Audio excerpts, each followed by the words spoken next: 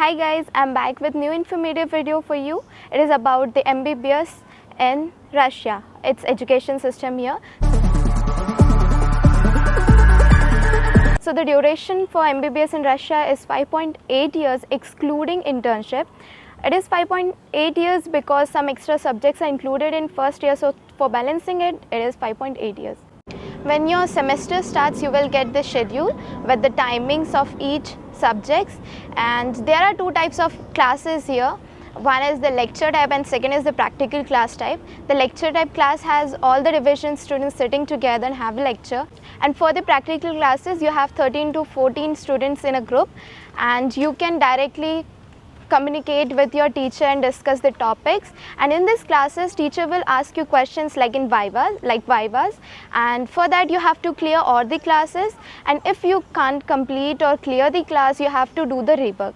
Like if you are absent or were not able to attend the class, you have to do the rework and clear the classes. So 100% attendance is mandatory here. While doing MBBS in Russia, you will have Russian language subject for 2 years, so that you can communicate nicely, you can go in the local areas, you can talk with local people. So in third, fourth year, you will go to hospitals for your practicals, and there you can communicate with your patients and understand them. Along with the Russian language, you will also have sports classes, and other than the main subjects and your study, there will be your curricular activities, which will include Olympiads, seminars, conferences related to each separate subjects. By involving in these curricular activities, you will get bonus marks which will be added in your final exams.